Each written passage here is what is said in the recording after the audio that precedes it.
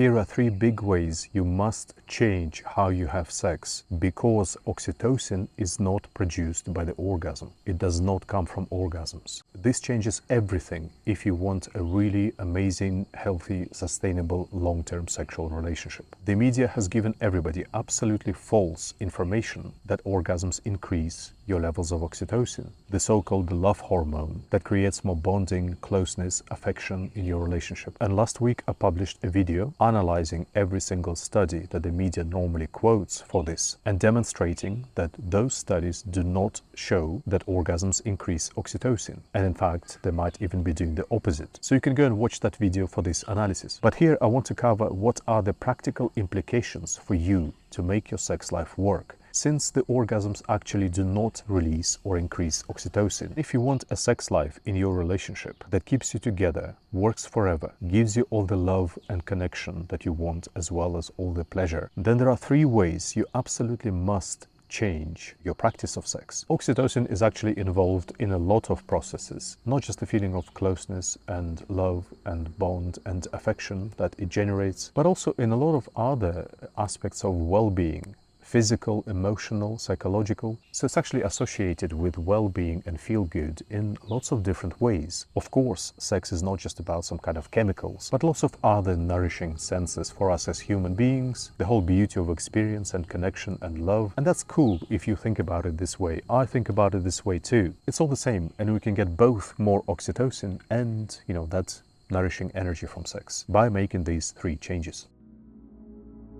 Change number 1. Studies have shown that oxytocin is mostly, or all of it, is produced before the orgasm. This means that you have to stop working on the orgasm believing that it gives you the goods for your bonding and for your well-being, because it doesn't. The goods are in the whole process before the orgasm. That's where all that nourishing energy and or oxytocin is actually produced. So you need to be fully aware that this is where you're creating the real nutrition for yourself and for your relationship. The orgasm does not provide that nutrition. In fact, the orgasm is completely insignificant. If you don't have it, all you lost is a very pleasant sensation. Can you include it because it feels nice? Sure, it just feels nice. It doesn't have the goods, it doesn't have the nutrition. So you've got to fully focus on every moment of sex. That is where you're creating all the oxytocin or all that nourishing energy. So it's not only just about extending the time that you spend making love before the orgasm, even though that is also a good idea. It's about making sure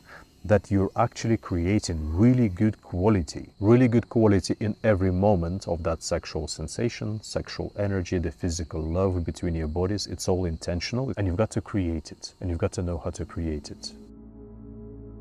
The second change you need to make. In most studies, we see oxytocin steadily increasing until the moment of orgasm. Doesn't mean it is increased by the orgasm, but it is increased before the orgasm. And then we usually see it dropping after the orgasm. From 10 minutes to half an hour, it's completely gone. And in some people, we even find that it drops below the baseline where they started, which means you didn't just lose what you gained before the orgasm, you even went into the minus. Clearly, an orgasm triggers some kind of process that drops the levels of oxytocin. It may well be that if you generated a lot of oxytocin during sex and then you do not trigger that drop with an orgasm, you leave it at that high level, you may well enjoy more the effect and the benefit of having that increased level of oxytocin, both on your bonding affection, but also on your general well-being and feel-good. Now, this exact study hasn't been done, even though it would be quite easy to do that kind of study. All you need is 2 groups of people who, one of them has the orgasm and the other one doesn't. However, we already see a lot of that observation in life. The classic case of a man being all caring and affectionate and sensitive before sex and then ejaculating and losing that affection and sensitivity for his partner, maybe being a bit cranky or wanting to be alone, that's not evidence that oxytocin is produced by the orgasm. And that kind of misleading information is ridiculous and doesn't square up in real life. And for women as well, we see that in a lot of studies. For women, there's a lot of variability.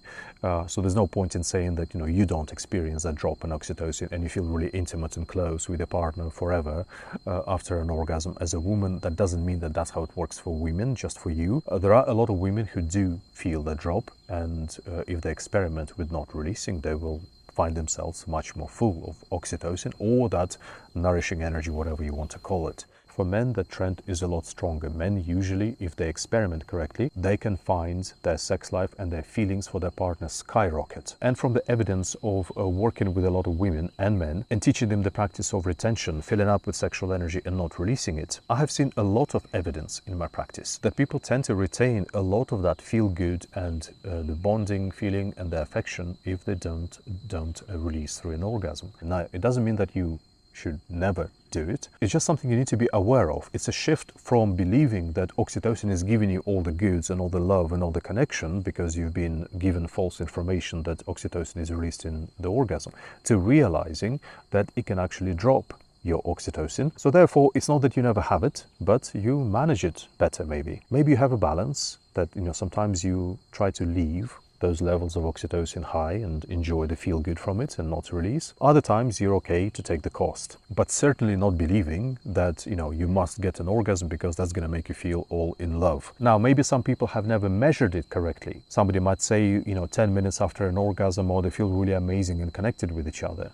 The brain chemistry has a very long curve. This is something that only comes through a while later, maybe in a couple of hours or more. And if you're feeling very sexually tense and frustrated because you're not getting any sex, then of course when you get sex and release, you're going to feel that Christmas has come. Or if generally your sex is really hollow, you're not really creating anything good in it, and then you don't come, all that's left is frustration. But if you measure it correctly, and if you create really good sexual energy in sex, which you need to do anyway because the orgasm is not going to substitute it, and then you retain it properly and you observe the effect compared to when you have an orgasm over the next day or so, and how you feel in yourself and with each other, there is a lot of observation that people have those feelings, all the feel good, all the well-being, all the affection and the closeness, which looks like higher levels of oxytocin. And a lot of people can already reflect on this in their life. So before I tell you the third change you need to make, I have a new free guide, the 7 lessons to help you make a richer, more nourishing, more loving sex life with your partner,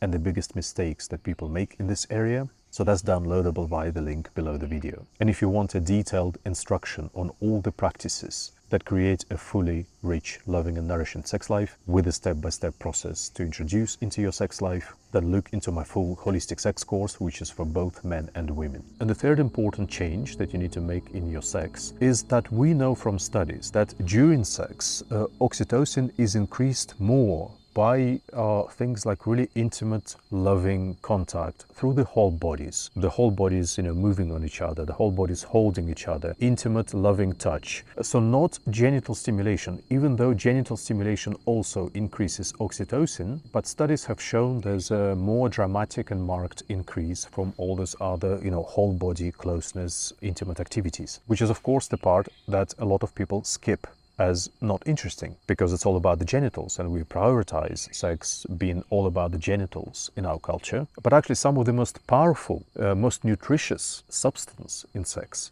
that gives you the most connection, the most love, the most affection, the most feel good might be not in the genitals. You're loving each other with your whole bodies and through touch, and it's just something you need to do more of, not just more of, but better, because there's also obviously a useless way of doing that doesn't feel of anything. You want to develop a better lovemaking practice that involves more of that whole body contact, but in a way that's really powerful, that creates really rich feelings in your body, transmits really intense, powerful physical love. So that's why you will find most of your oxytocin and all the amazing effects of oxytocin on your life and on your relationship. So I'm not talking about not having sex with the genitals, of course. Genitals are very nice and we want to enjoy them, and that's also part of sex, but just extending to include more of that really important interaction, sexual interaction through the whole bodies and loving touch, for that to be more in the picture as well. And even when we are stimulating the genitals, for example, in penetration, there are also ways to enjoy the genitals, but to include the maximum,